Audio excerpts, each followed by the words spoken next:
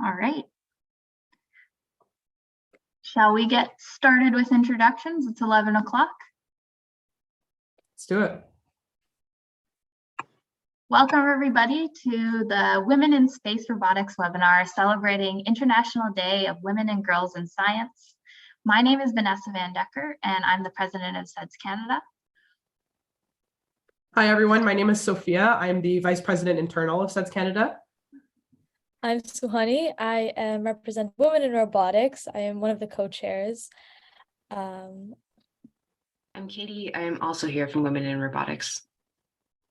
We're so happy to have you here. Before we get kicked off with our incredible panel with really inspiring women who are professionals in space robotics, we wanted to tell you a little bit more about SEDS-Canada and Women in Robotics, the two organizations of this webinar, so that you know who we are if you want to get involved in them. So SEDS-Canada is a national nonprofit that serves students across Canada. It's run by students for students. We offer things such as the Canadian Space Conference, which happens annually in January, as well as research projects for students like our Canadian Reduced Gravity Experiments, our Stratospheric Balloon Challenge. Do you have any other highlights you want to throw out, Sophia? We have lots of great projects like Vanessa mentioned.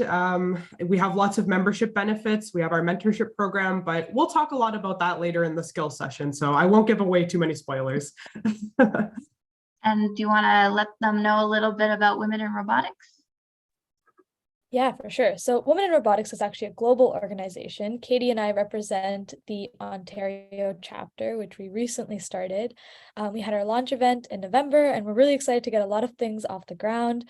We recently had an event at Kindred AI where we got a lot of women together and had an opportunity to learn more about the organization there and the different affiliations. And we're really just getting started. We have a lot of things in the books. So if you have any more questions about it or would like to join, feel free to reach out to us. We'll kind of have a bit more information on how to join and upcoming events near the end of the webinar, but that's kind of what. Amazing. So for today, we are going to start off with the panel that we mentioned with Chelsea Taylor, Dr. Tanya Harrison, and Apaksha Budkar. You're going to hear very much more about momentarily. And then after that, Sophia and I are going to host a skills workshop for you all on how to build your career in the space industry, or really it applies to any industry if you're also interested in maybe robotics outside of the space industry. All right.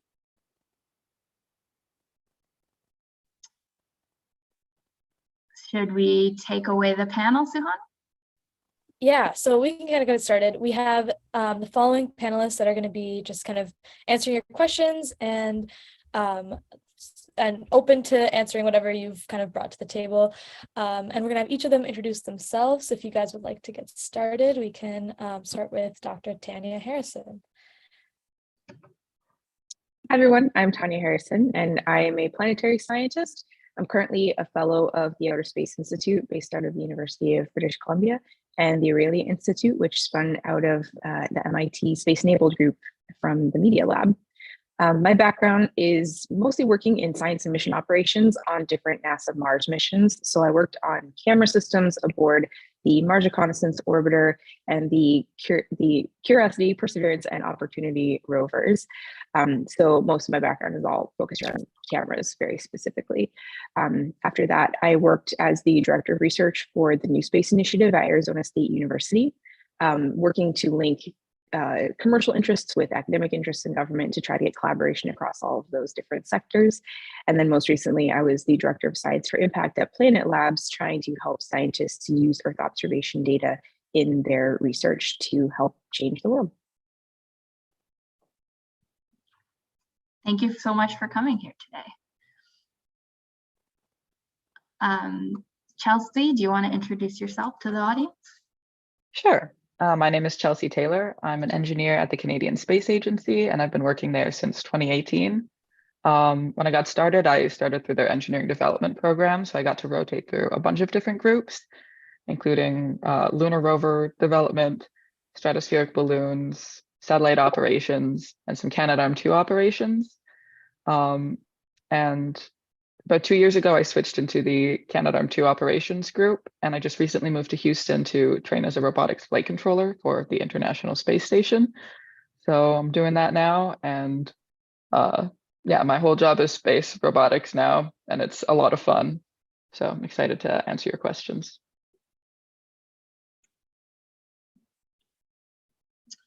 Thank you so much. And Apaksha, tell us a little about yourself. Hi everyone, my name is Apaksha Budkar and I am a software engineer at Mission Control, and I've been working for the last 3 years.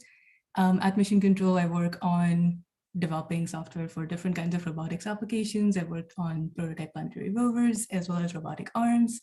I've also completed a couple of field deployments, including one where I got to go to Iceland to work on simulating NASA's Perseverance rover mission, which is what you can see in my background back here.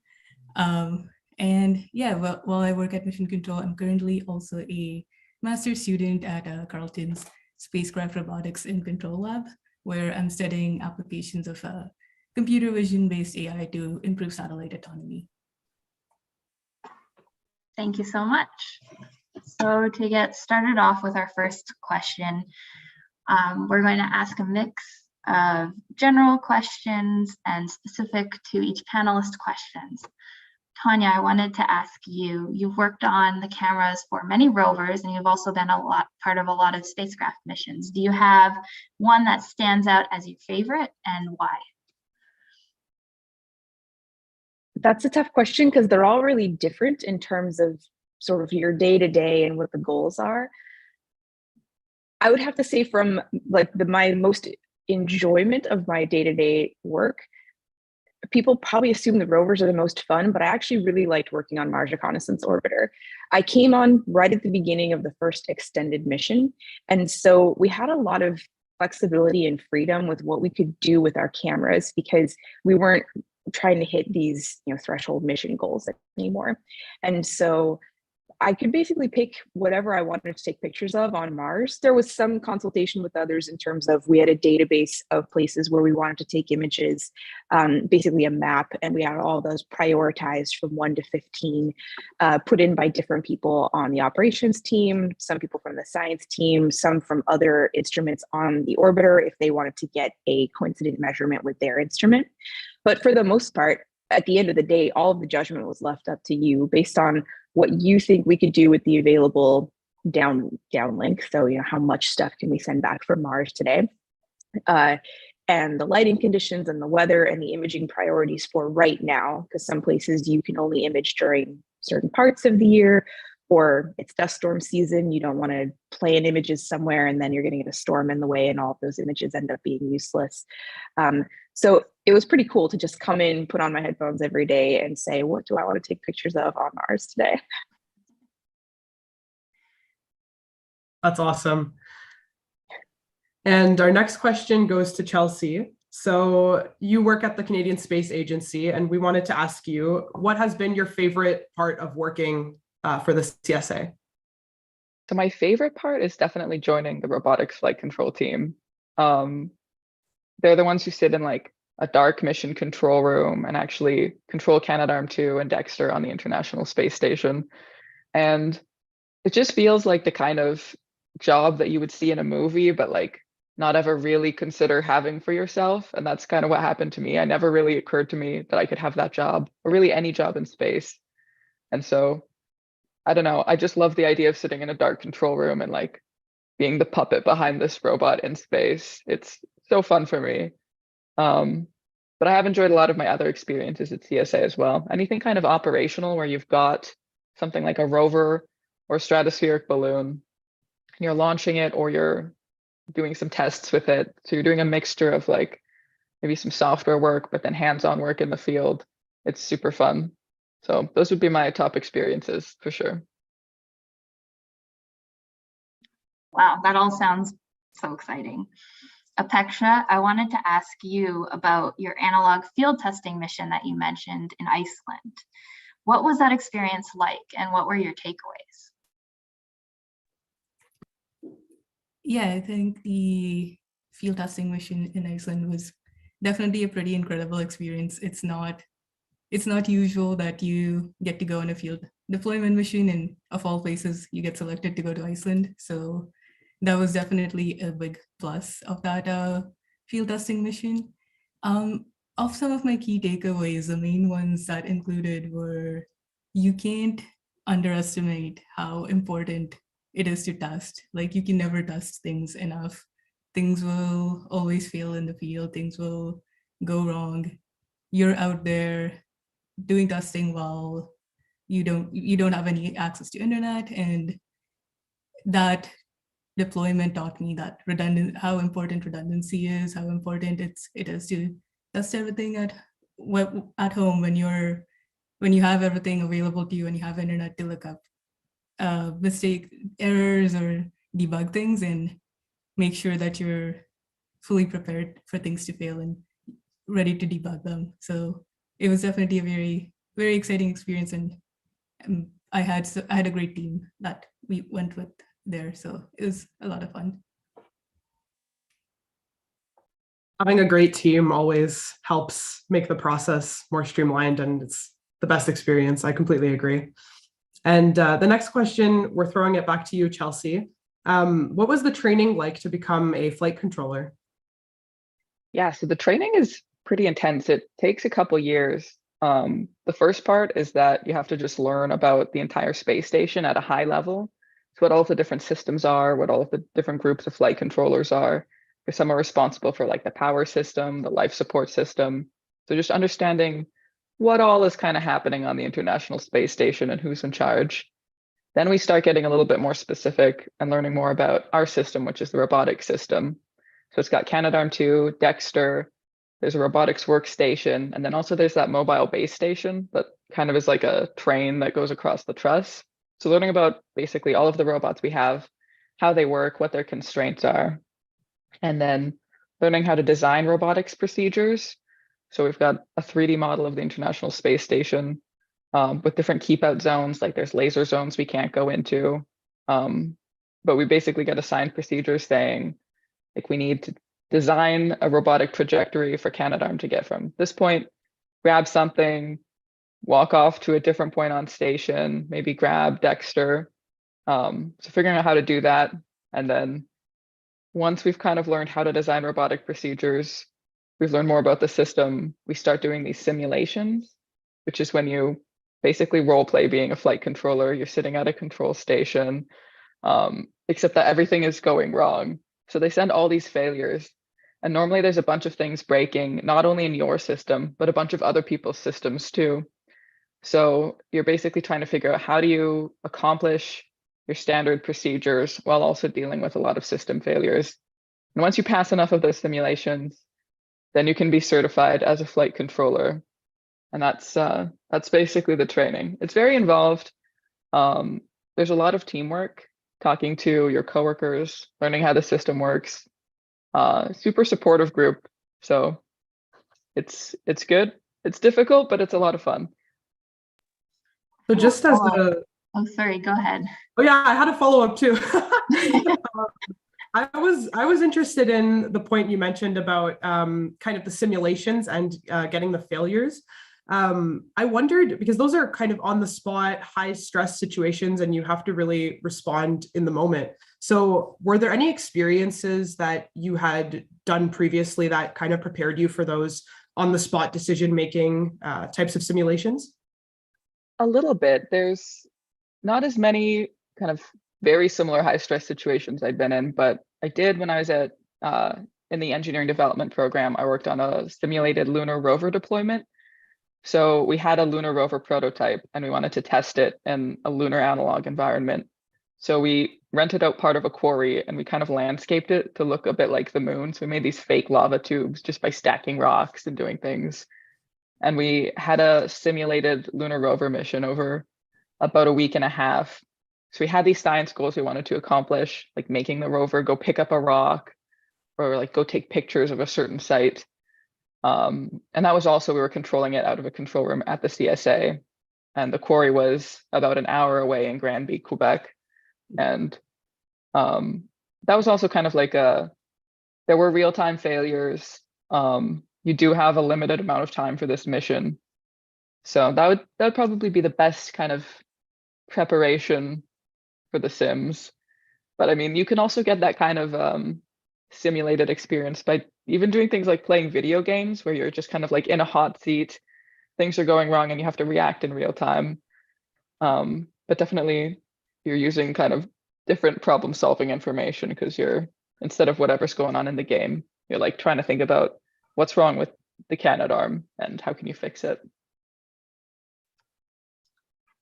That's really interesting. And I had a more future focusing question. I was wondering, are you already thinking about the Lunar Gateway? I know that Canadarm3 is being developed for the Lunar Gateway.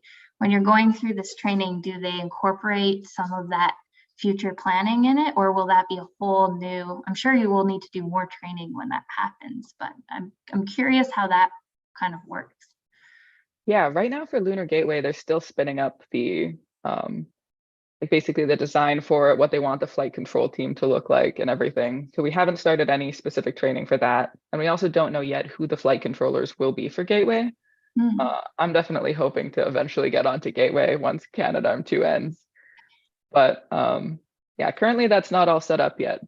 But when it will be, I'm sure there will be specific Canadarm3 training. And I'm sure it'll look pretty similar to how we're doing it right now. Cool. Apaksha, we're gonna throw, is it my turn to ask a question, Sophia, or is it your turn? Yeah, go for it, Vanessa, it's your turn. Throwing it over to you, Apaksha. You're a master's student currently at the Spacecraft Robotics and Control Lab at Carleton University. I wanted to know a little bit about what your experience there has been like and what advice you'd give to some students here today who might be thinking about masters and how you went about it. Yeah, absolutely. I quite enjoy the work that I'm doing currently at the Spacecraft Robotics and Control Lab at Carleton. We are a lab that focuses on different aspects of path planning, formation flying for satellites, and some of us, like me, are focusing on applications of computer vision on these satellites. And I find that it's a very, very rewarding and novel experience for me, at least, because I'm getting to learn a lot about the field that I didn't know before. And it is very open-ended, so I get to choose how much in depth I get to study something, or how much on the surface I want to study certain things. And it has been an incredible experience just kind of having this massive, like 2-year-long project where I get to select my own milestones, my own timelines, and then my own end date, and kind of work closely with my supervisor who mentors me and guides me through the process. And yeah, as for students considering a master's or considering applying to a master's program, I would say my best advice is try and research the lab that you're research different labs across the country, look at what you're interested in. And if you can, try and talk to the students who are in the lab, try and talk to the supervisor of that lab, see if you can even get on a 15-minute call with them and ask them what it's like, see if that's something you genuinely want to do, if you would be a fit. If not, there's so many labs that in Canada right now that do robotics, and there's so many opportunities for everyone. And the second piece of advice that I have actually derives from my own experience. So I didn't start my master's right after I finished my undergrad. I genuinely didn't even know if I would get a master's and what I would get a master's in. So when I graduated, I decided to wait for a bit, just do my research, figure things out, see where my career was going before I decided, okay, now I think I would like a master's. This seems like it would be something I want to do. So I'm glad I waited. I'm glad I took that time to think about what I really wanted to do and then applied to a program that seemed exciting to me, and have been doing my master's for the last couple of years now. And I wanted to open that up actually to you as well, Tanya and Chelsea. Do you have any advice for students who are thinking about continuing on their studies past their undergraduate degree? I did something pretty similar to Apaksha, where I didn't go into graduate studies right after my undergraduate degree either. I was definitely feeling a little bit burnt out from school. I just wanted to work, have a 9 to 5, and I really enjoyed that. When I did start my master's, I started it during the pandemic because I figured it would be easier to balance research and work if I didn't have to commute to either and I could just do both from my computer. But that kind of backfired. I found it super difficult because I wasn't there in person to meet people at the university and make those connections that I think I took for granted in undergrad. When I was around so many other students, I made all those friends and had that support network of other students you can study with, ask questions. And then I'm sure we all found the pandemic very difficult, but when you're on your computer all day for work, then you're taking classes, and then also whenever you want to talk to your friends, you're back at your computer, all in your room. It wasn't super fun. So I would say for anyone thinking about doing a master's now or research, it's definitely a better time. I would say go in person and just like really be involved in that university network if you can, because I think just being involved in that ecosystem is a huge part of the experience. And it's okay to not go directly from one degree to the next. It's totally cool to get some experience in between. Yeah, I would agree the community building aspect is so important. I mean, I finished my PhD in 2016, and I still have a group chat with all of my friends from my lab group, and we talk almost every day, whether it's professional or personal things, but we're always looking out for each other professionally, even all these years later. And so that's been a really wonderful thing to have. Since both of you talked about masters, I guess I'll talk about the next level in terms of anybody thinking of a PhD. Especially in engineering, a lot of times a PhD is overkill. I'm a scientist. I took 4 years off between my master's and my PhD to work in industry. And I realized from that experience that for my specific career goals, a PhD would be useful. It would open up some doors. I was looking to be the PI of an instrument or a mission. It's not impossible to do that without a PhD, but it makes it a lot easier. The few folks that have been PIs without PhDs tend to be extremely senior. You know, they've been working 20, 30 years in the field, so they've built up those engineering credentials. So if you're not looking to, be in like scientific leadership somewhere, a master's degree is probably fine. And you save yourself not only the time and the stress, but also the opportunity costs that's involved in doing a PhD. And that's not something I think a lot of people take into account. But by the time I finished my PhD and partway through my postdoc, I was talking to friends who had done master's degrees and then gone straight into industry, and was just shocked at the amount of money they were making and the amount of retirement that they had built up. And those are all things that you've cut yourself off from for many, many years if you are doing a PhD and then one or more postdocs where you're not really getting all the benefits that you get if you were working on the industry side, or even just in like an actual job anywhere, not necessarily industry specifically, but generally like postdocs and PhD students are not accruing retirements. So it's worth really thinking about it. For your career, do you need a PhD? The answer might also be, I don't feel like I need one, but I want one personally. I think it would be cool to be a doctor. I'm not going to lie, it is pretty cool to be able to check that box sometimes, especially as a woman. And it starts a lot of conversations with people sometimes. But if you don't need one, I don't necessarily think it's worth putting yourself through all of that to get one. Thank you for sharing your experience. It can be hard to decide whether to put yourself through it or not. So it's really good to hear that perspective, really insightful. I wanted to ask you, Tanya, about your experience in starting the ZFactor Fellowship. Why do you believe in the fellowship model, and what would you tell a student who is thinking of applying to a fellowship, whether it be the Zenith Fellowship, the Brooke Owens Fellowship, or the ZFactor Fellowship? The common goal across all these different fellowships is to really help students get their foot in the door. And that can be the hardest part sometimes, especially in, I don't know if it's specific to the space industry since I don't have any experience working in other industries, but knowing the right people and having a connection is so beneficial in getting a job, whether it's your first job or you're a more senior person in this particular field. And so if you don't go to the right school, or you didn't study under the right professor, like sometimes it can be really hard to figure out where to go. Or if you're completely new, you're coming in from something that is maybe kind of an adjacent field, you might not even know where to start.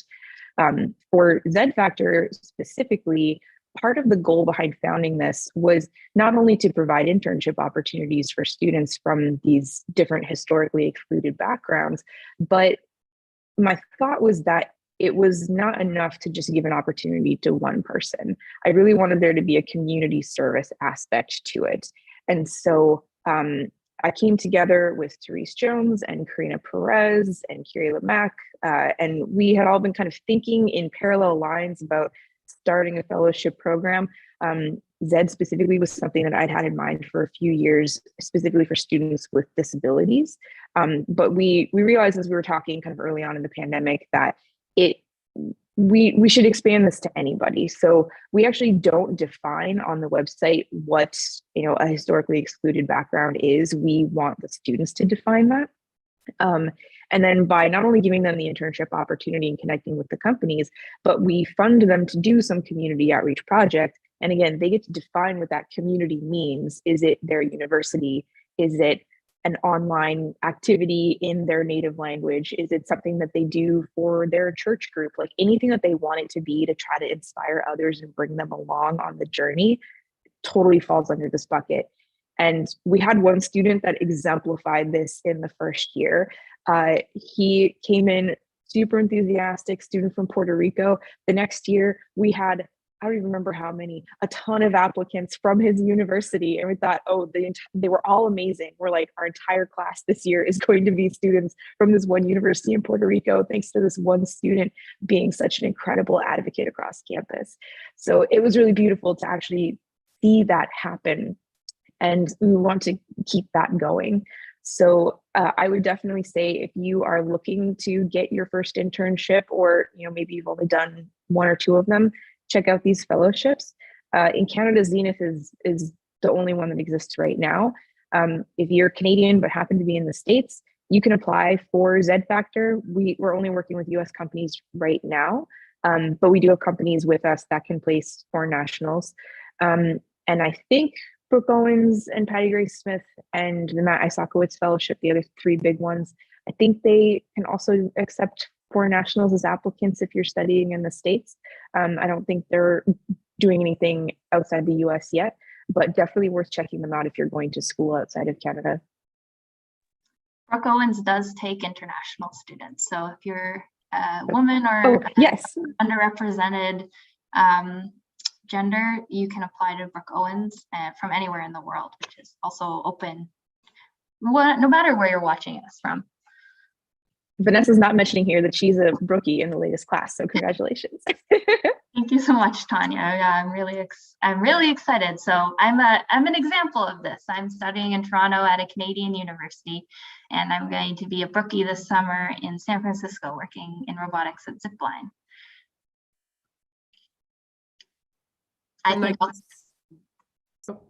Yeah, on this theme of community, I wanted to open this to all of our panelists.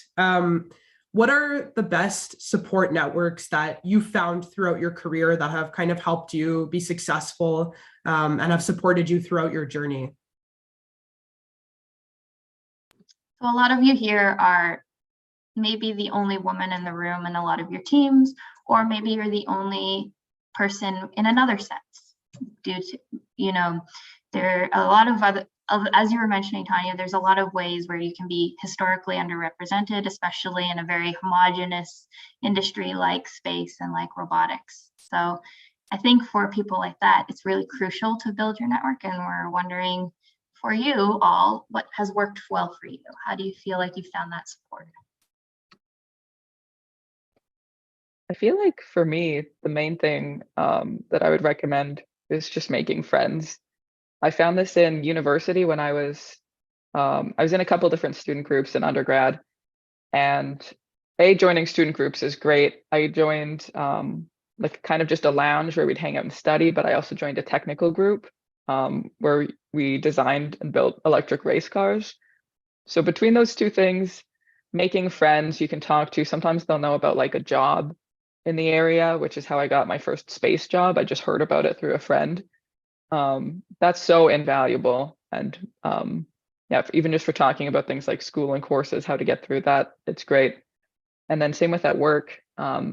Some committees might exist, like at CSA, I joined the Women in STEM community, which I was part of kind of before the pandemic and then kind of slipped away a bit. But I still made friends through that group. And I also made friends with team members that I worked with. And kind of when you have friends, especially if they're of a similar demographic as you, like if you find other women to talk to, or like really anyone where you feel like they're part of a community that you're also in, when you talk about things, if you have similar experiences, I think it helps for just validation and advice. And then even outside of work and school, I found that talking to like my cousins and my friends, who are all in completely different careers than I am, but sometimes they're having similar experiences even there, or even just if they're not, having people to talk to helps create a great support network. So I would say just find people who have your back and support them, and then hopefully they'll support you as well.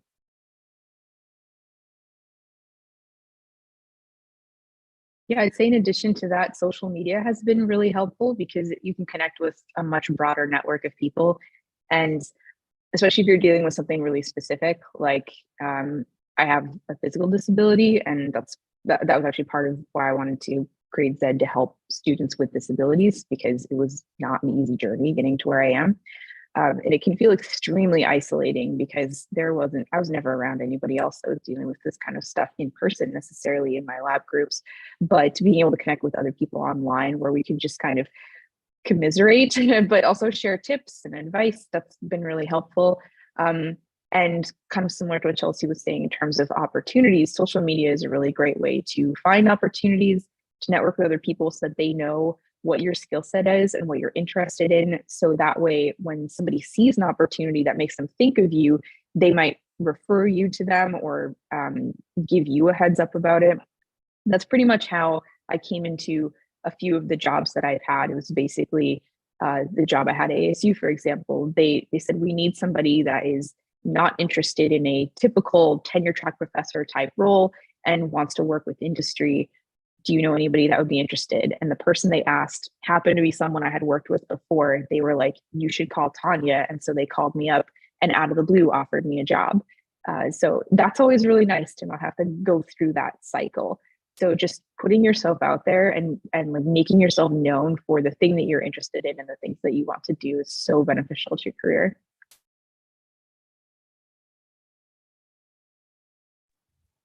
Yeah, I would say my experiences were very similar to Chelsea's, where I joined a lot of student groups back in my undergrad and made a lot of friends there who were studying in the same field as me. And in fact, I found the job that I'm currently at Mission Control through a friend of mine on the UAV design team who just happened to be working at the company and recommended I apply. So it did help in the sense of networking.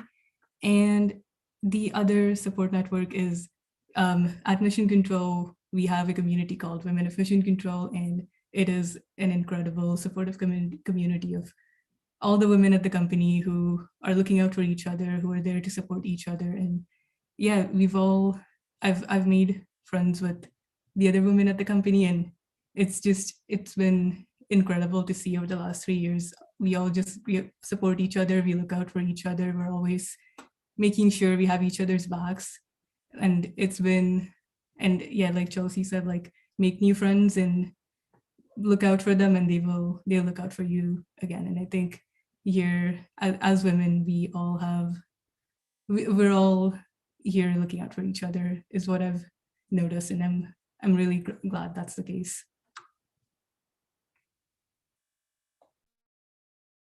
So great answers about community and supporting one another. I think that's what is so amazing about, just being a woman in STEM and just being part of these communities. It's it's amazing how much people uplift and support each other. And I wanted to touch on, Tanya, you mentioned about accessibility and, just accessibility in science in general and in STEM. I wondered, from your perspective, what steps do you think we need to take to make space and, STEM in general just more accessible to a wider variety of people to participate in? I think it honestly starts with representation. If you don't see somebody like you doing these things, it probably seems inaccessible to you. I remember years ago, someone asked in an interview, like, if I felt like I couldn't be a scientist because I was a woman when I was younger. And I said, it wasn't the lack of women as role models that really hampered me specifically. It was not seeing anybody that was physically disabled other than Stephen Hawking. So I had one role model that was very motivating, because I definitely had days where I was like, if I was in a wheelchair for part of undergrad, and it was like, if he can get into the wheelchair and teach a physics class, you can get in your wheelchair and go to your physics class. I'm like, oh, okay, fine. But it was a really good motivator. And so seeing other people that are like you in whatever way you need for that motivation can really help you to feel like, okay, this is something that is for me. This is a community that I belong in. And I think it's still at a level where, whether it's conscious or subconscious, if you look at a room and it's just full of white men, it kind of gives the impression of, I don't belong here. And it's still, you still walk into rooms in meetings or conferences where it's noticeable that there aren't very many women there.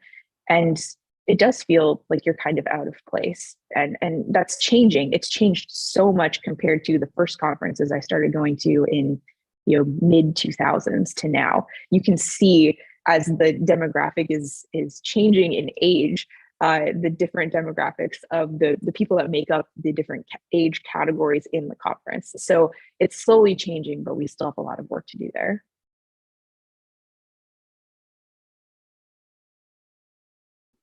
And we had another question before we get to audience questions. So if you have a question for the panelists, please put them in the chat. We already have some good ones. And we also have some questions that you submitted when you registered for the event. But I wanted to ask you all to end off, what advice would you give to a young person entering the space robotics field right now? What do you wish you knew when you started?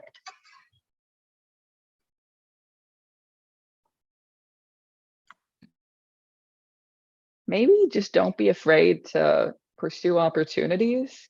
Like, I think I had to take a couple leaps of faith in my career because I grew up in Winnipeg. There's not a lot of space opportunities. And when I was graduating, I was considering either a job in Winnipeg or a job at the space agency. And I was a little bit scared and intimidated to move to Montreal all by myself. I had no friends or family there. I'd lived in Winnipeg my whole life, but it was such a cool job. And I did it, and I'm so glad that I did. And then same with moving to Houston.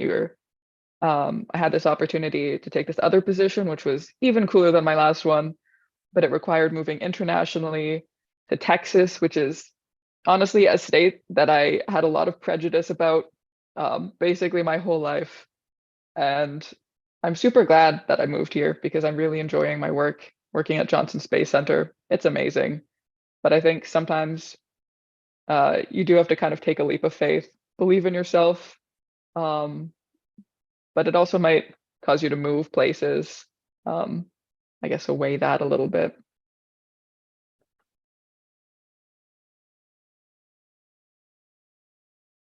I'd say there are so many opportunities right now. There's just new companies popping up left and right. A lot of the big companies are hiring like crazy. So it's a great time to kind of start scouting and seeing what companies are working on the things that you're interested in. Very similar to the advice, I can't remember which one of you gave the advice earlier about contacting students in the groups that you're interested in for like a master's degree or a PhD, but talk to people that work at these companies. What is the work environment like? Do they love what they're doing? What kind of stuff is on the horizon? Twitter is also a great place to find out information about these companies, like go through their Twitter feeds, look for new job postings, news announcements on big milestones that they've hit. It's a great way to show that you know what the company is doing when you get into the interview stage. rather than just blindly sending out a bunch of applications and resumes and hoping that you get an interview. So I would say it's a really amazing time to be trying to get into space robotics, because a few years ago, there weren't that many options. And now I think it's probably much, much easier to find a job and get your foot in that door.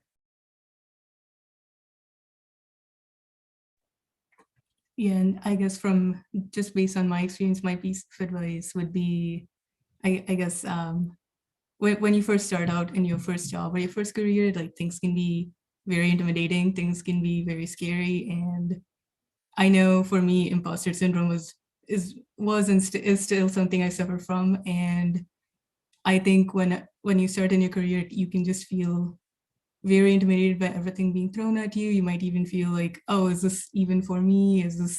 Did I choose the right thing? And honestly, like, just remember that if you're there, if you've made it, like if you've at your first job, then you definitely deserve to be there. Reach out to your support networks, reach out to the other people, other women that you know, and definitely, like, early on in your career, like, definitely make use of your support networks as much as you can and reach out to them. And yeah, just ask many questions and you'll be successful. I just wanted to mention, you reminded me, Apaksha, something that's really helped me when I feel maybe like the only woman in the room is I've had some really amazing supportive men on my design teams or that I've worked with who really championed me.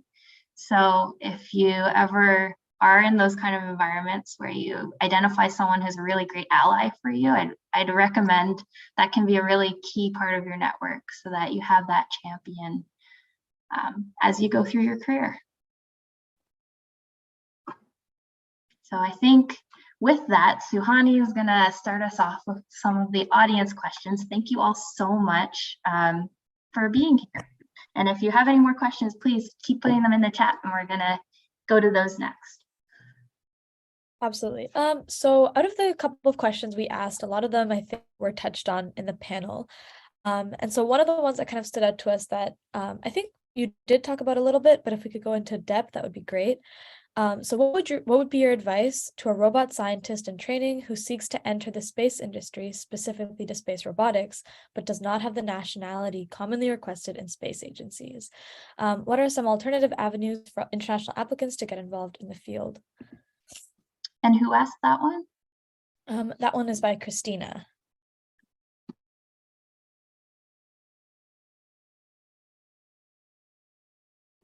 So I know space agencies might be tricky, but maybe some of you have some examples of, like they said, alternative ways to get involved in the space industry or in the robotics or space robotics industry.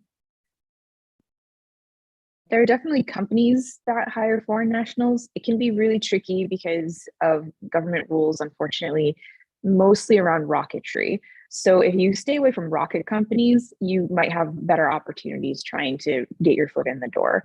I know Planet, for example, hires a lot of Canadians as well as other nationalities. Whisk is an aerospace company that Zed has worked with before that hires foreign nationals. If you follow Riki Roy on Instagram, she posts lots of things about opportunities for foreign national students at different companies. So she's absolutely wonderful. Definitely recommend following her. But it is tricky, which really sucks. And I would hope someday that those barriers get broken down. Maybe Chelsea, you can speak to what the environment is like at the CSA. Like, are there opportunities there? There definitely are opportunities, I think, for permanent residents as well as Canadian citizens. But as far as if you're not a permanent resident or Canadian citizen, I think the opportunities are a little bit limited, unfortunately. And on top of that, I know definitely, echoing what you said about rocketry, if you're not part of a citizen of the country, especially the United States, that's where most of the rocketry is. And if you're not a US citizen, you're kind of out of luck. And it is difficult. I mean, the citizenship is a toughie in this industry. But if you're staying away from rocketry and you're more along the lines of satellites and other things, it is easier to get in for sure. I will say if you're interested in staying in Canada specifically, 2 pieces of advice. One is if you're interested in doing a PhD, there is an immigration stream specifically for people that do PhDs at Canadian institutions. And at some universities, like I did my PhD at Western, they actually paid for the filing fee for permanent residency. So that saved about $500. It's still kind of an expensive process, but it fast tracks you compared to normal processes. Also, if you're interested in getting your permanent residency so that you could try to get a job at a place like the CSA, start learning French now. Like, you have to speak French at a certain level of fluency to get any government job in Canada. And if you don't, you'll get kicked out of the interview process at some stage, even if you're an amazing candidate. So definitely start taking your French classes if you haven't already. I guess I can speak from my experience at Mission Control. So yes, it is very tricky to hire international candidates, but we have actually made a couple of exceptions here and there. So, and right now, and because we really, really hate having to reject some of these really amazing and exceptional people applying internationally who are not Canadian citizens, we have been like, this is like an ongoing conversation we've had for the last year where we are like, okay, what can we do? How can we bring in people? How can we like work around certain exceptions? And we do have, we've made exceptions here and there, and we are still working on figuring out ways to hire international candidates. So I guess my addition to that is, yeah, we genuinely want to try and hire you guys if you're international, and we're trying really hard to figure out how we can do that. So yes, we're on your side as well. So if you are really interested in working at Mission Control or a similar company where maybe it's tricky to get in, but you might be able to, you should apply. At least try and send an email. I know our CEO has said, even if there's not the job that's just right for you on the website, it's still worth emailing with your resume and your cover letter and who you are and why you're really motivated. And even if it's not right now that there's an opportunity, there might be one in the future. Some other companies I know of in the US that hire internationals are Zipline Robotics, but that's more aerospace than space robotics. There's also the Aurelia Institute hires internationals. And I believe also this isn't robotics, but this is space policy and business. Space Capital in New York hires internationals as well. So if you're looking to get your foot into the space industry / robotics industry, there are a few options. Awesome. So I'm going to turn it over to the live chat. So if anyone has any questions, please feel free to drop them in the chat so we can kind of get touch on those before we move on to the skills workshop. But as of now, we have a question from Arushi, who's a grade 8 student in Toronto. And she said she really enjoyed listening and learning about space robotics. And her question revolves around the fact that Canada is soon starting to launch rockets from its soil. So how can students prepare for new opportunities? So I can kind of turn it over to you guys. I would say one thing that I found helpful, I had no idea that I was going to go into the space industry whatsoever when I was in my undergraduate degree. And I didn't even know I was going to do engineering when I was in high school.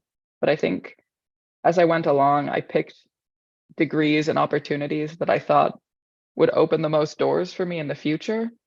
So I went into computer engineering because it was something that I enjoyed.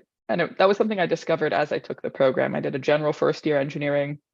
Then I did second year electrical engineering, but then kind of pivoted to computer because I liked it better. But I also kind of thought, you know, computers are everywhere. This is going to be a very useful degree in a variety of fields. I don't know what opportunities will exist for the rest of my career, but this should give me a lot of skills that I can then take advantage of. And then same with when I decided to work for the CSA, when I got in, I thought that job sounds amazing. And I think it'll give me a lot of interesting experiences that I can leverage in the future if I decide to make a pivot.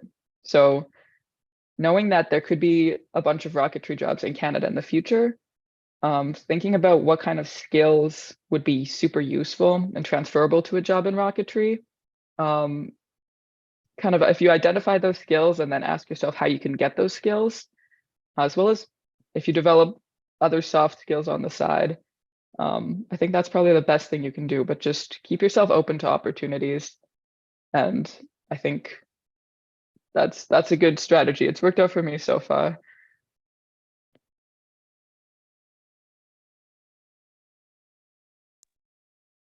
Okay, awesome.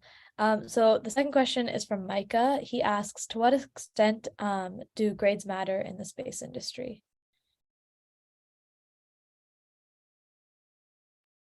I would say for the most part, very little. Outside of, trying to get into grad school, they're generally not asking for your GPA on applications. It's more about experience.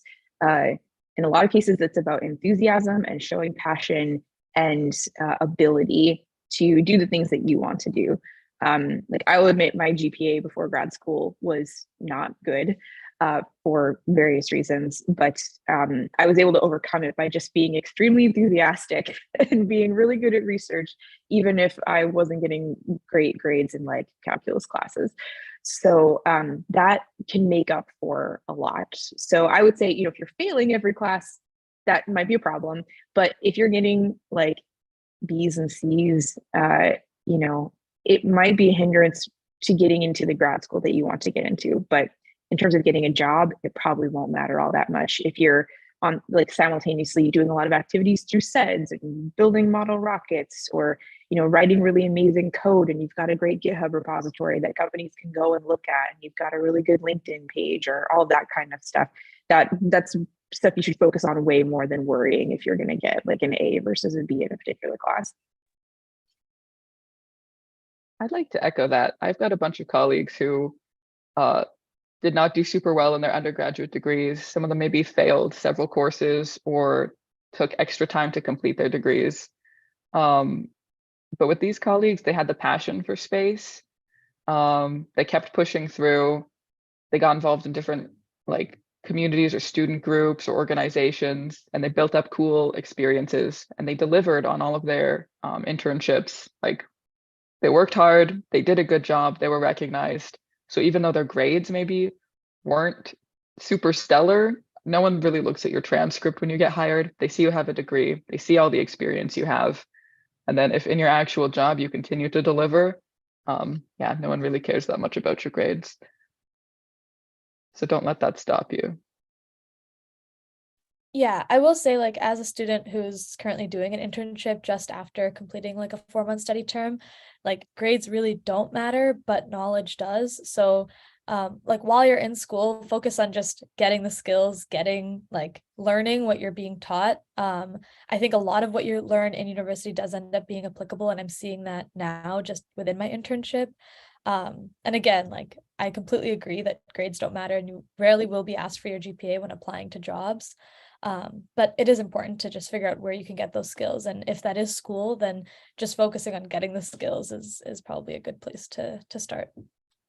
That's a really good point. And I just wanted to also say, like, a lot of the skills I found really useful. I actually got on my student design team, and I took, outside of my classes, I took a machining shop certification course and learned how to use the lathe and the mill. And that really improved my mechanical knowledge. So yeah, find your avenues to find knowledge. Yeah, I would say the number one thing that companies asked for at ASU when they would come in looking for interns was hands-on experience. They didn't care if the students had a 4.0 GPA. They didn't even necessarily care what classes they had taken, but they had such a hard time finding people that had hands-on experience. And so working in these student clubs like Ness is talking about, so important to get those skills, because it will make you stand out among the crowd of folks that haven't gained those skills and haven't done any activities outside of the classroom, far more than having stellar grades compared to somebody else.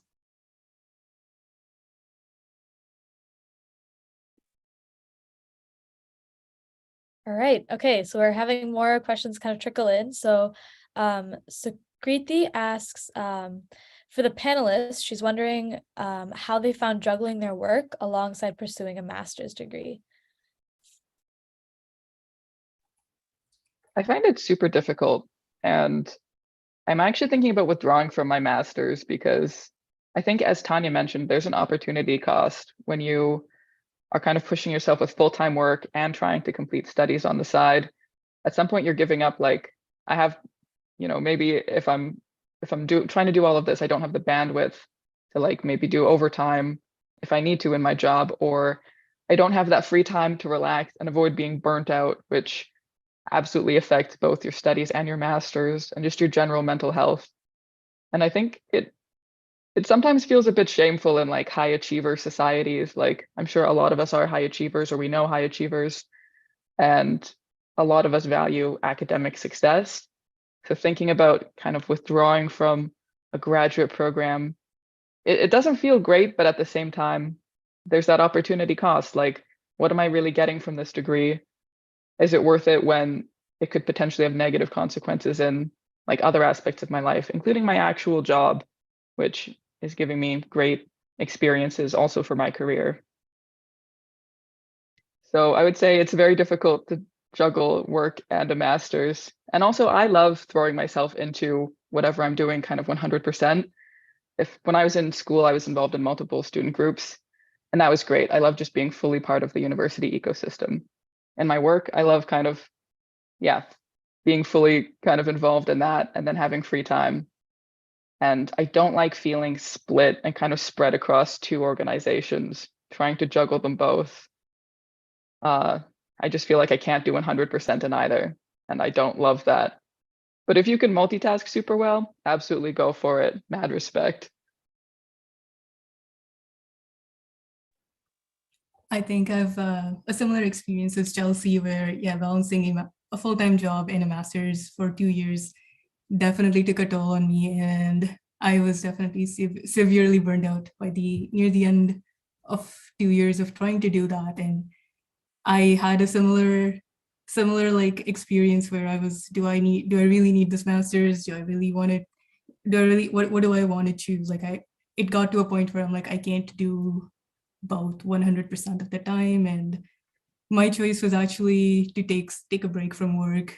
So now I'm currently not working full-time at Mission Control anymore until I finish my degree, so that I can focus on doing my experiments, doing my data collection. And I had to step away from, I had to take a week where I just stepped away from both my work and my master's and just think about, what is it that I want?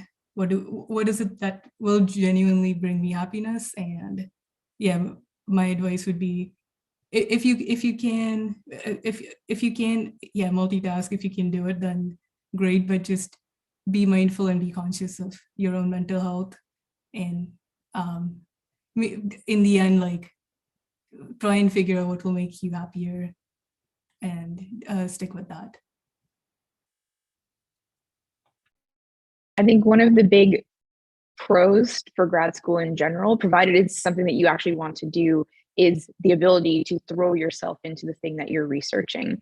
And whether you're going into industry or academia, the one thing that I did not fully appreciate coming out of a PhD was that was the last time that you would ever get to do pure research in your life. And you very quickly become essentially a project manager, and you are like advising students or advising team members that are doing a lot of the work as you've moved your way up to become a more senior person.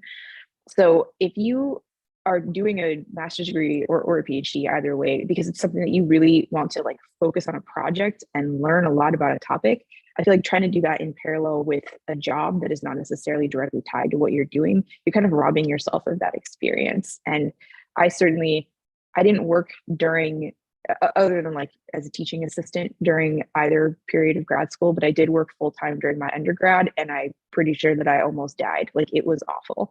I can't imagine trying to do grad school simultaneously with a full-time job. So props to both of you for making a go at it. Holy cow. But unless it's something where it's like a professional, like a 1-year professional master's and your company is paying for it, and it's maybe tied to what you're doing on your day job, and you really just want to get it so that you can say you've got a master's degree, not because you have a topic that you really are passionate about, I don't know if I would recommend trying to do them at the same time. And the nice thing about grad school is it's always there. If you have a job and you love what you're doing, getting that 1 or 2 years of experience in your job might actually get you farther career-wise than stepping away and taking 1 or 2 years off to do a master's degree, for example. But if you decide you want that for yourself later, that option is always there. You can go and do that and then maybe either come back to your previous job if you leave under nice terms and say, hey, I just really want to go do this, but I'd love to come back. Maybe you come back in a more senior role, or you take that opportunity to figure out what you might want to do next to get the degree and then go get a job in another company. But it's nice that it's just kind of an option that's always floating around if you want to go for it.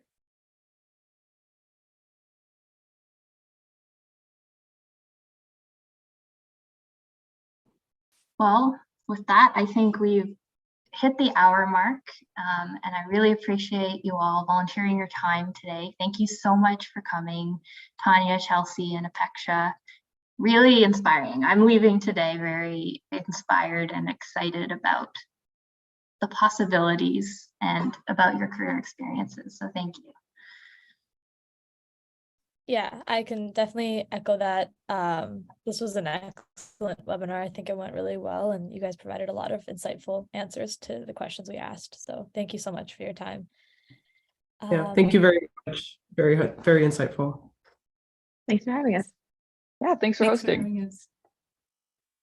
Right. So I think it's time that we can sort of switch gears and get started with the skills workshop that Vanessa and Sophia have put together for us. So just as a bit of a background, Vanessa, as she mentioned, is the president of SEDS and a mechanical engineering student. That's kind of something she'll be touching on and giving you guys some insights on fellowships to join and how to get involved. She's also worked at Mission Control, as she mentioned, and so she has a lot of great experiences that can help her, or that you guys can learn from. Sophia, again, as she mentioned, is serving as the VP internal of the board of directors of SEDS-Canada, and she's actually finishing up her undergraduate degree and studying biology and anatomy at Western University. So if you have any questions about sort of having a degree in biology and then kind of going to space, she's the right person to ask. And yeah, so I'll let them take it away if you want to start presenting, Katie. Thank you so much, Suhani, for the great introduction. And as we're speaking, if you have questions, feel free to put them in the chat and we'll either stop as we see them or answer them at the end. So please, we are here to help you build your career in space. Let's do it. All right, let's get into the presentation. So this presentation, we're going to split it up into 3 parts. Part 1 is going to be all about how to build your network. You know, as a young professional, as a student, building your network is really crucial to your development, especially in the space sector. It's such a small field and connections are very, very important. The second part of this presentation is going to be all about finding opportunities. Vanessa is going to talk a lot about different fellowships in the space industry. She has a lot of experience, Zenith and Brooke Owens.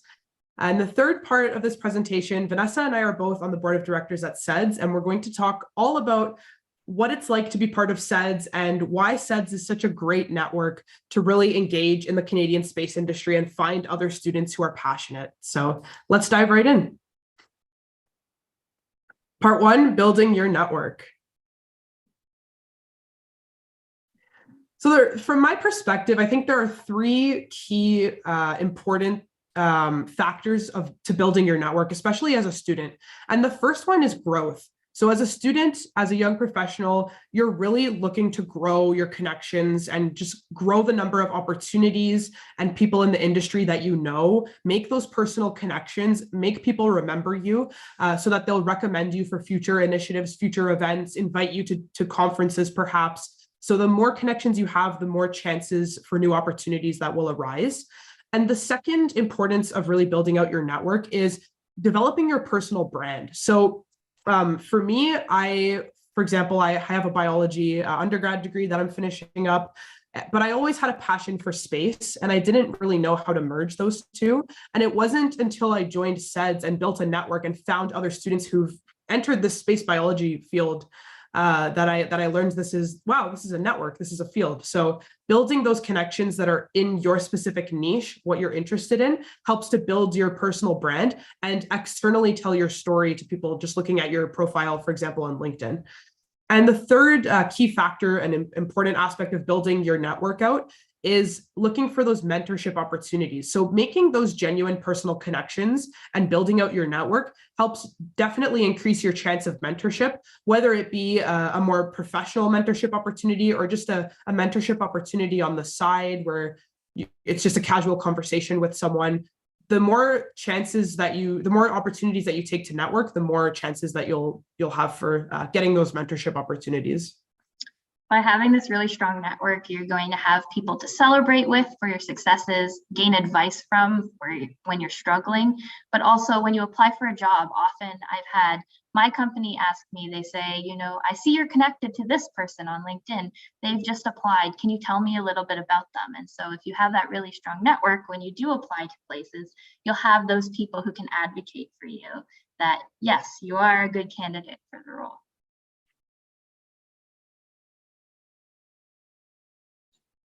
We're going to get into some ways that you can build this strong network. So one of the main points that everyone here should take note of is it's very important to have a LinkedIn profile. So if you don't have LinkedIn, go download it right now and make a LinkedIn profile.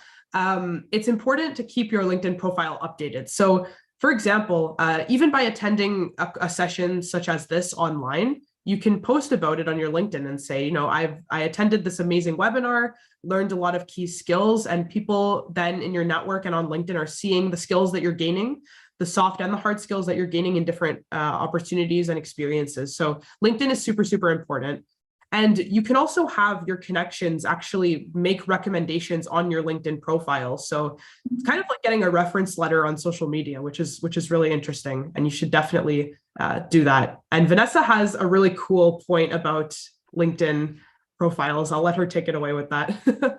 Yeah, so when you go to conferences, which you definitely should, especially the Canadian Space Conference, which is hosted every January by SEDS-Canada, and Space Vision, which is hosted next year in DC by SEDS USA. These conferences are a great way to meet students, young professionals, and really amazing experts in the space industry and gain those connections. When you go, you should have the QR for your LinkedIn. This is what I do. My friend taught it to me, Reem. You print out your QR code. If you go into the app, you can go to My Network and there's a button that generates your QR code, and either save it as a lock screen on your phone, or what I do is I slip it into my lanyard. You know, they always give you a lanyard at a conference.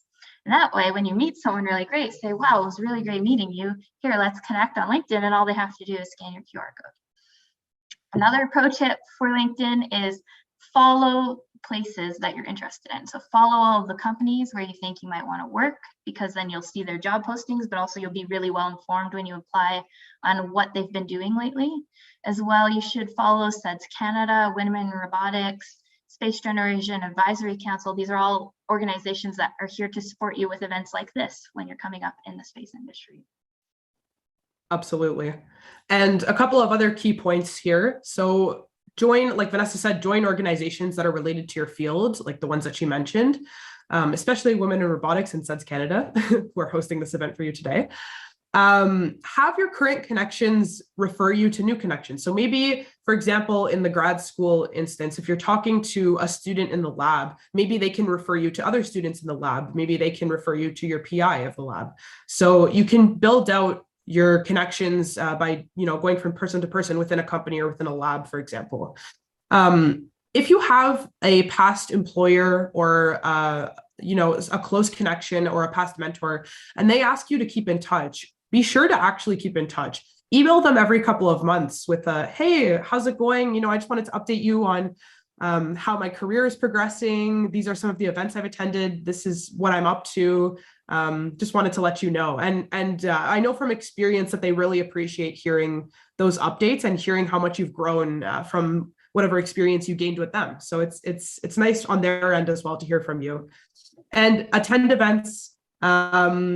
ask people to meet. Just if you find something interesting, even if you're not looking for a job or looking for an opportunity, and you come across someone working on a project that you really like, just ask to chat about it, and continue to meet new people and grow your network that way.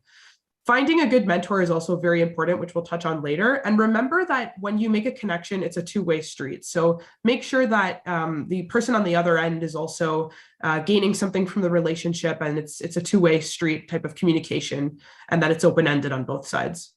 Sophia mentioned that it's really important to keep in touch with your mentors or with those connections you make that are really strong.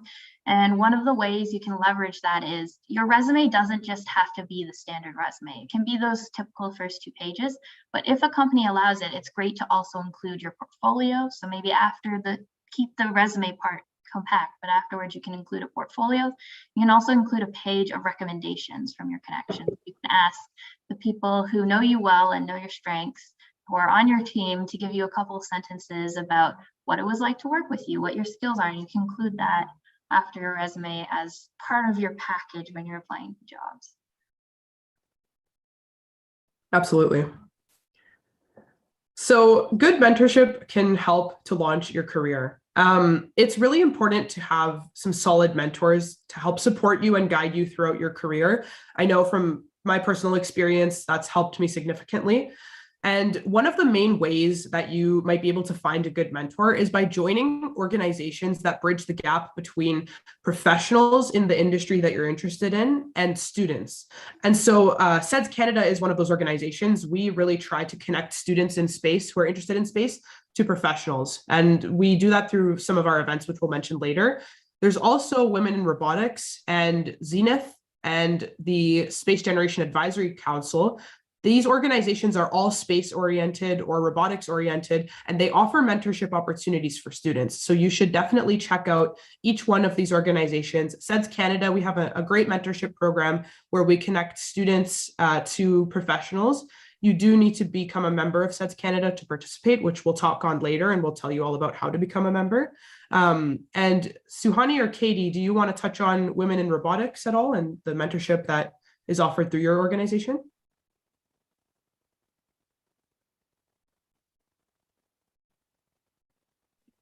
Yeah, sure. I can definitely take this one. So in terms of Women in Robotics, we have mentorship is one of the 3 key things that we focus on. We have a really wide range of women that are part of the organization, from people who are just starting their careers to people who have really established themselves in the robotics industry. And so as a community, we kind of work together and connect the right people and hold networking events where you can meet those people as well.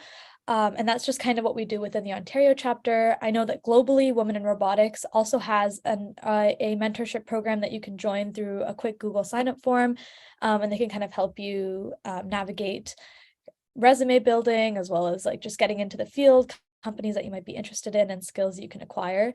So definitely look them up. And if you want to kind of stay more central to Ontario, you can join our Slack channel, which is just Women in Robotics Ontario.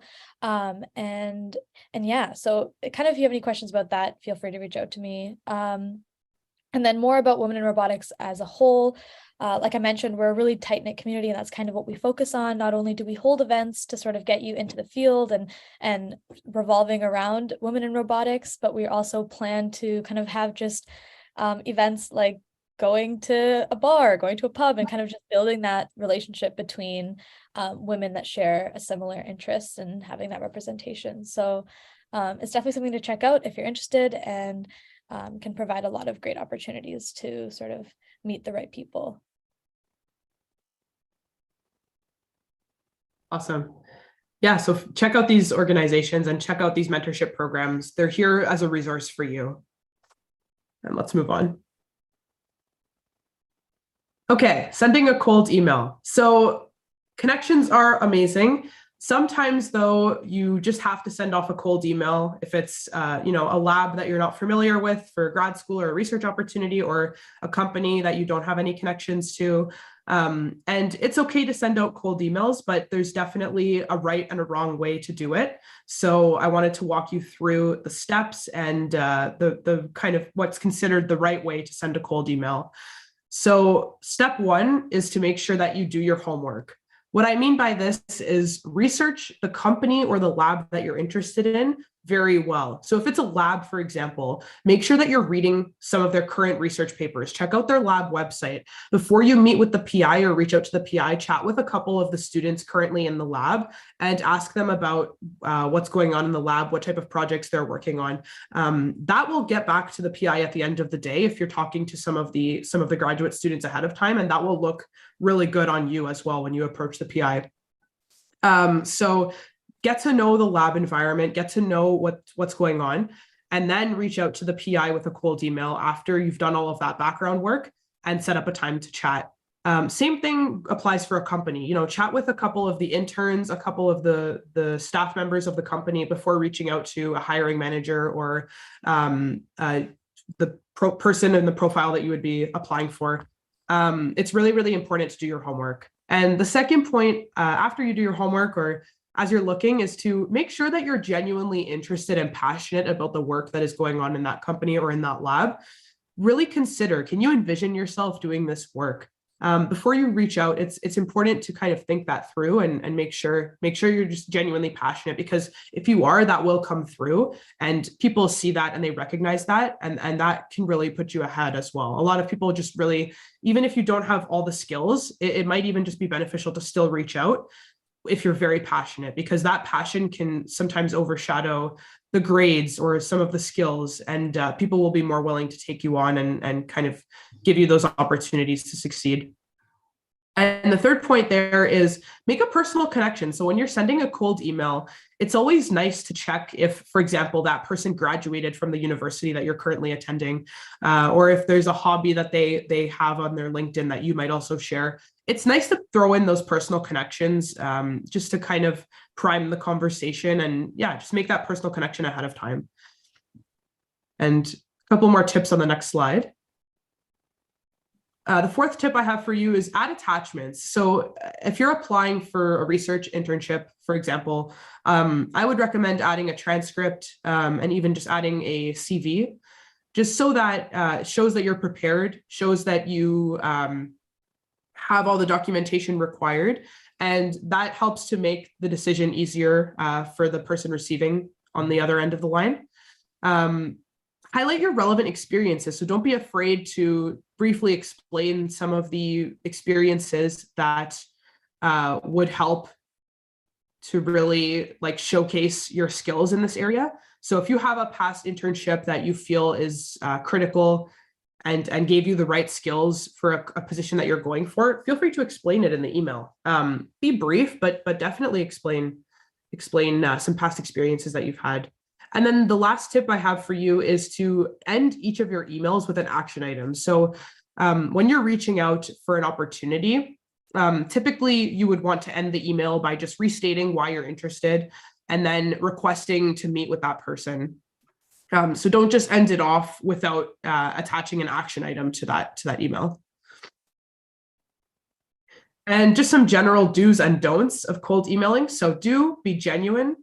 Do your homework and put the time and effort into that email. So do the research, make that email unique, and find those personal connections. Did they go to the same school as you? Do they have any hobbies? Do they share anything that you can kind of provide that would make that personal connection a little bit easier when you talk online? And this is critical. Don't copy and paste the same email to send to multiple people. I've been in workshops and I've had professors say that they can tell when a student has copied and pasted a generic email and sent it to multiple professors. The professors in the same department will talk. So if you're sending an email to a couple of professors, for example, in a department that you're interested in having a research internship in, they will know if you've sent the same generic email to different professors. So make sure it's okay to send emails to the professors in the same department, but you need to take the time to make these emails unique and to make sure that you're really passionate about each of the labs and the work that they're doing. So don't copy and paste and don't be generic. Be specific, talk about why you're interested in their work, and you should be successful. All right, so we're going to start launching into finding opportunities to engage in the space industry. Specifically, I'm going to focus on space industry fellowships because that's how I've built my career in the space industry, and it's one of the best ways to get your foot in the door in a notoriously competitive and difficult to break into industry. So let's get started. I'm going to be first highlighting the SEDS-Canada Pathways Foundation Fellowship, or for short, the Zenith Fellowship. I was really privileged to be a Zenith Fellow for the inaugural year last year, and we're just about to announce the second class of fellows very soon, I think this month. And the Zenith Fellowship matches host institutions with talented and passionate Canadian students, and you work in the space industry for 16-week summer work placements. And this can go on to become a full-time position. I know some other Zenith Fellows continued working, and I continued working part-time throughout the year at Mission Control, where my placement was this summer. So it's open to continuing, but the initial placement is 16 weeks. In order to be eligible to be a Zenith Fellow, you need to be either a Canadian citizen, a permanent resident, or granted refugee status in Canada. And you should be pursuing an undergraduate degree or have graduated in the last 3 years and not started a master's. So if you started a post undergraduate degree, you're no longer eligible.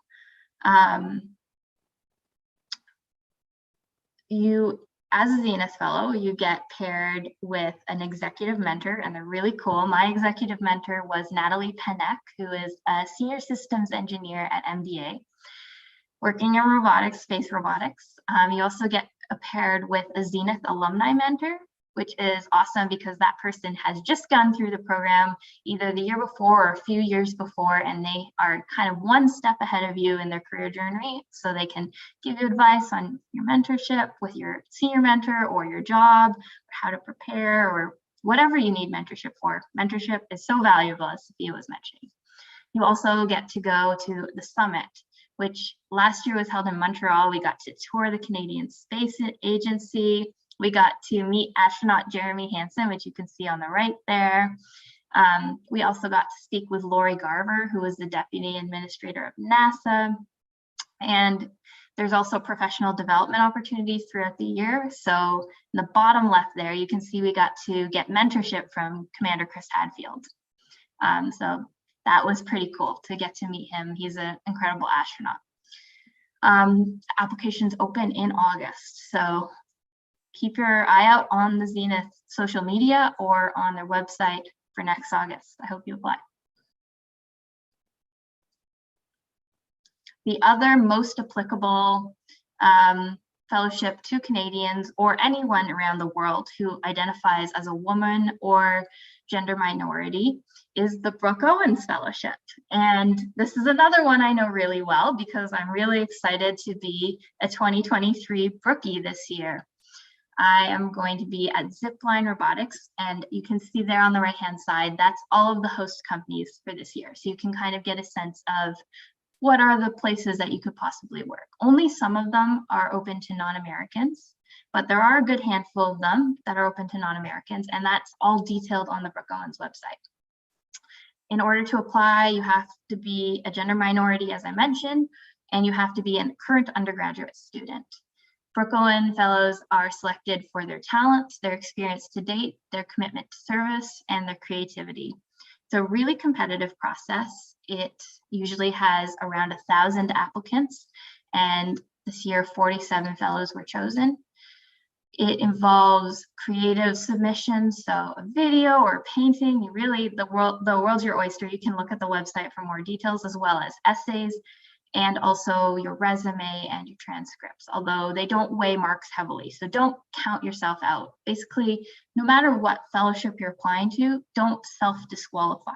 You are special, you are unique. And I think what really helps you stand apart when you're applying to these is to be vulnerable. Don't just talk about everything that's gone right in your life. Talk about all the times you failed and show how you learned from that and how you got back up again. And show your multiple sides. So I talked about, loving robotics and mechanical engineering, but I also talked about being a whitewater kayaker and being a knitting designer. Seems totally unrelated, but there's a lot of skills from that side of me that I take into the aerospace industry. From whitewater kayaking, I've learned to scout the rapids ahead and really be prepared for a high pressure scenario where it's critical that I know what I'm doing for my own safety. In a similar sense, when I'm coming into a space project, I've done my calculations and I've run analog tests ahead of time so that I can stand by my engineering decisions when it really matters. With the Brooke Owens Fellowship, you get an executive mentor. They're really cool. They're astronauts and CEOs, and actually Dr. Tanya Harrison is one of them. You also get a Brookie alumni mentor, similar to Zenith Fellowship. You get an extensive network, a paid summer internship, as well as a week-long summit that they send you to in Washington, DC, where you get to tour NASA and meet incredibly inspiring people, and your class, which themselves are so inspiring, as well as professional development opportunities through the year. And this fellowship was created in the memory of Dawn Brooke Owens, which you can see in the bottom left. She was a space industry pioneer and a pilot who the founders of this fellowship were very close to and wanted to see more of her represented in the space industry as her legacy. So some other amazing fellowships I just want to give a shout out before I hand it back off to Sophia. The ZFactor Fellowship, which Tanya mentioned. For the ZFactor Fellowship, you have to currently be able to work in the US. So you have to be a US student. So you can be international, but you have to be currently working or studying in the US, or an American citizen or permanent resident. For the Prospero Fellowship, that is a UK fellowship model modeled after Zenith and Brooke Owens. You get 2 summers of internship for that one, and it's available to undergraduate students that is available to work in the UK. So I think you need UK citizenship or permanent resident status or be a student. So check out their website just to make sure I got those details right. There's also the Matthew Zakowicz Fellowship Program. This is for people who are really interested in working in the commercial side of the space industry. And this is only open to American citizens and permanent residents, as well as the Patty Grace Smith Fellowship. This is a sister fellowship to the Brooke Owens Fellowship, and it's for Black or African American students who are currently enrolled in an undergraduate or associate's degree program. They have to be a US citizen or permanent resident and be seeking their first ever internship in aerospace.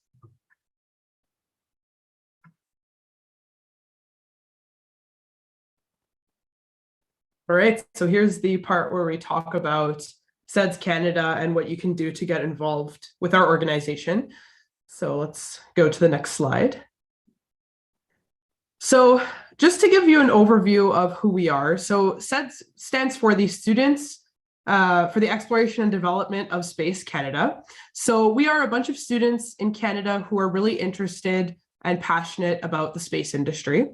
So we're very multidisciplinary. We have students in robotics, we have students in engineering and business, we have students in art. I'm from a biology background. We have lots and lots of different avenues that you can engage with us through. And so just to give you an overview, we have projects. So you can see our projects on the left side of the slide. We have 3 of them listed there. So we have our reduced gravity experiment, our stratospheric balloon experiment, and Y Space, which is more of a business pitch project related to space. So you can check out more about our projects at the link below.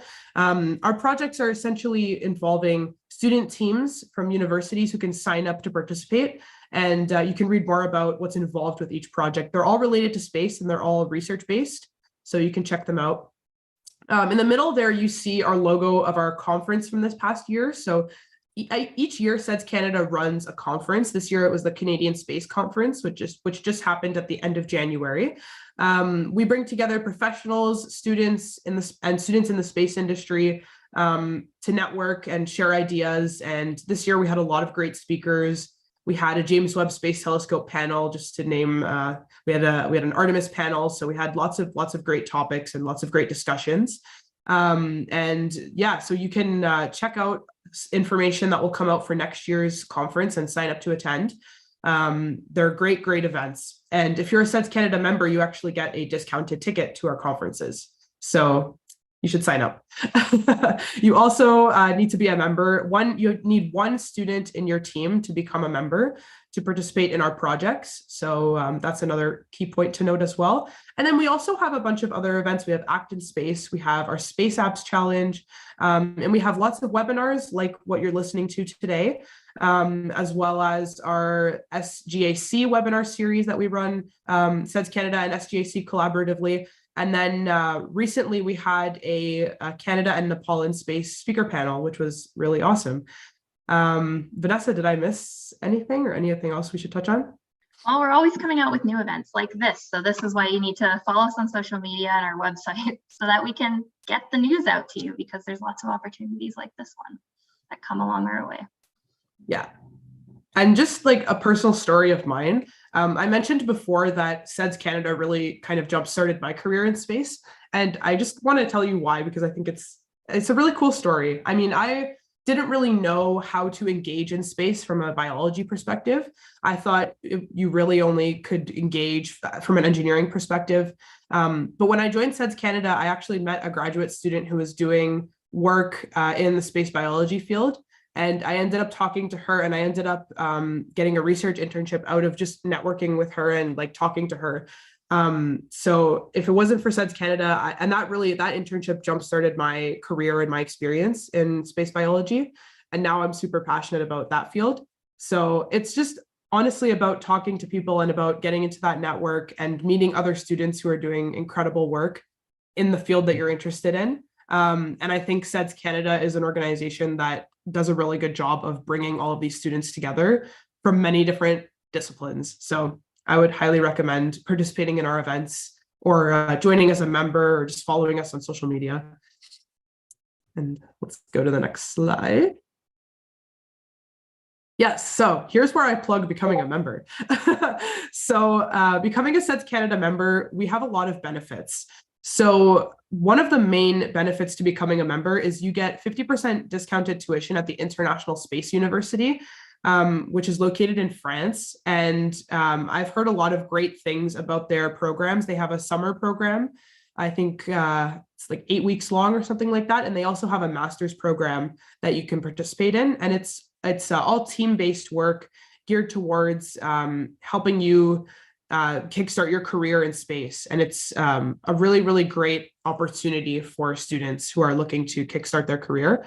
You work with people from across the world who are passionate about space, and it's a great program. So I would highly recommend checking it out. And then as mentioned previously, SEDS-Canada has a mentorship program, and you must become you must become a member to participate in the mentorship program as a mentee. So you should check that out. We have lots of great mentors in the program. And yeah, those are two of our main benefits. Other than that, we're a community at SEDS. So we bring people together. We have lots of networking opportunities. We have lots of engagement opportunities for students to talk. We have a Discord where we post about different opportunities in the space industry, and where we connect students together who are passionate. So there's lots to do. And if you're interested at a deeper level, we have staff student volunteer positions, and we have our board of director nominations coming out, which I'll touch on a little bit later. But it's really just a community of students who are space nerds and who are just really interested in this field and getting involved. So you should definitely check us out and join our community. So this QR code will take you to the page where you can become a SEDS-Canada member. So feel free to scan that QR code and check it out. And it's really easy if you just scroll down on the web page and hit the $15 membership and just hit pay now. You should be directed to the payment page. So it's it's a great opportunity. So feel free to scan that QR code, and I guess we can move on. Yeah, so there are the steps, which you should be able to navigate easily on the website. So we can skip over this and head on to some of our other opportunities. So as I was mentioning, Some other ways you can get involved at SEDS is to become a student volunteer. So we call them staff positions. You can find our open staff positions on our website as well if you navigate to the Join Us part of the website. We have a lot of different positions where these positions allow you to get involved with SEDS from more of the internal and more of a deeper level. We're always looking for passionate students to join our staff and to give back to SEDS. We have a lot of great staff leaders, and it's a really awesome network to be part of. We also have our board of director nominations, which are now open until February 28th. So if you're interested in being a leader in the student space sector, you can consider becoming a director, nominating yourself. So that QR code there will take you to the page where you can check out all of our open positions. This picture here is all of our current directors. So there's Vanessa and I, and there's some other directors there. So if you're interested in a particular position, you can check out the person that's currently in that role and reach out. We're all happy to provide you with answers to questions that you have about the positions. And yeah, so scan that QR code and check it out. And Vanessa, I don't know if you want to add anything to this. Yeah, I was just going to say, I really hope you apply. Don't count yourself out. Like I was mentioning before, for the fellowships, this is one of the best ways to get really deeply involved in the Canadian space community, meeting other companies, we have a whole board of advisors, which you can see on our website, who are pretty incredible. So you get to work really closely with them.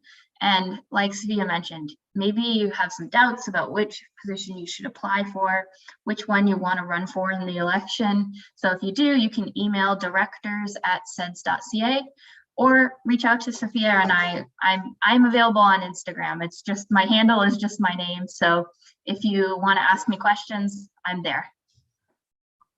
Yeah, ditto, right back. Right, same thing. My handle's also my name. You can find me on Twitter, Instagram, whatever, email me.